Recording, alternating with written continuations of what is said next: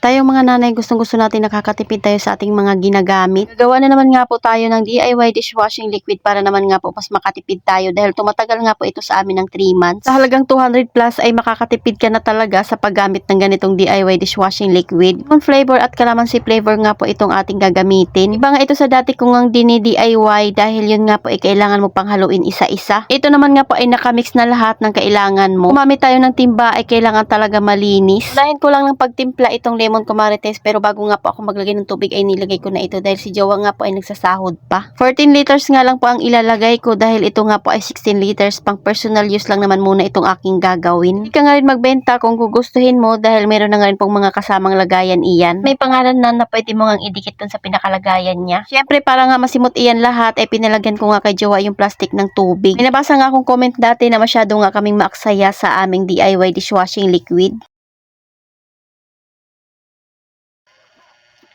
Ano? Meron ako Jason Blue malaki. GSM Blue? Meron. Yung mojito? Meron. Malaki. Oo. Magkano ito? 195. Saan natin? Dos ng kamay ko.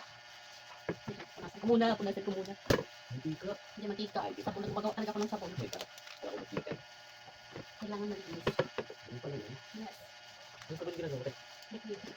195. May money tester nga ako dito sa aming tindahan, kumarites, at lagi nga po yun nakasaksak para pag may magbayad sa akin ng mga malalaking bilis ay kailangan ko munang itest. Hirap mapikian ng pera at magkano lang ba yung tubo natin sa ating munting tindahan. Sabi nga ni customer 185 lang yung GSM Blue ko. Sabi ko nga sino nagsabi. Pero syempre pabiro nga lang iyon. Bago ulit ako makapag-umpisa, ayan, at may bumili pa sa atin. Alas 11 na nga ito mahigit ng gabi pero bukas pa kami dahil meron nga akong ginagawa. Hindi naman pwedeng matulog kaagad dahil basa pa yung aking buhok, kaya sabi ko nga ay gagawa muna ako ng DIY dishwashing liquid at magdi-display ng mga pinamili. Kung mapapansin nyo nga dyan ay may mga grocery nga pong mga diniliver sa amin. Magagawa ka nga nito, kumarites, ay kailangan talagang nakahalo mo ng mabuti. Tapos i-rest mo lang yan ng 3 hours ay pwede mo nang gamitin iyan or isalin sa mga lagayan. At dahil basa pa naman nga itong aking buhok, kaya naman ito at magdi-display na nga muna ako. Kung makikita mo dyan ay malapit na rin talaga mag 12 AM dahil 11:51 na nga po iyan, kumarites. Kung yung iba tulog na, pero pag may tindahan ka ay ikaw din talaga ang taga-ayos ng iyong mga paninda. Mas masarap talagang kumilos pag ganitong malinis nga ang iyong kikilusan. Sakto naman nga po dyan, kumarites, dahil ubos na nga po yung chicken noodles namin. Kaya pinabili ko na nga si Kuya Sian pati si Jowa sa grocery. Hindi na ako yung sumama kay Jowa kasi nga hindi pa ako nakakaligo. Mas madaling mag-refill pag nakaayos na nga po itong ating lagayan. Hindi rin talaga ako nagsisisi na bumili nga pa ako ng ganyang storage. So ayan, habang nagdi-display ako may customer nga si Jowa dyan, tapos tinuloy ko na rin yung aking ginagawa. Kailangan ko nang magputol ng mga kape at mag-refill dahil ubos na nga rin po yung mga naka-display. 2 buwan na matatapos na yung 2025, wala na yata akong ginawa kundi maglinis at mag-display ng paninda. Buong taon na paulit-ulit lang din talaga itong aking ginagawa. Hindi rin naman kasi ako mahilig lumabas kaya okay lang. Lumabas naman nga po ako manghihinayang ako sa magiging benta sa araw na iyon. Kaya bilangdan din talaga nang nakakalabas kami dito sa aming munting tindahan or nakakapamasyal kami. Maliban na sa sayang nga yung benta tamad din talaga ako pumunta kahit saan dahil mas pipiliin ko na ngang matulog. Hindi ko alam kung ako lang ba yun or kayo din, kumarites. Pila naman nga pa ako ng mga biskwit dito sa ating lagayan ng mga biskwitan. Kursini naman ay tinabi ko lang dahil hindi ko na nga kailangan iyon i-display. Dahil pang stock nga lang yun, kumarites, baka may bumili maubusan kami. Natapos ko talaga muna itong aking gawain bago nga po ako matulog. Para kinabukasan ay puno na naman nga po yung aming munting tindahan tapos malinis pa. Masarap din talaga magbenta pag malinis at maayos nga yung munting tindahan mo. Kailangan na naman nga pong linisan ay doon sa taas ng bahay namin. Hindi ko na nga sana i-display itong Hansel dahil meron pa nga pong 2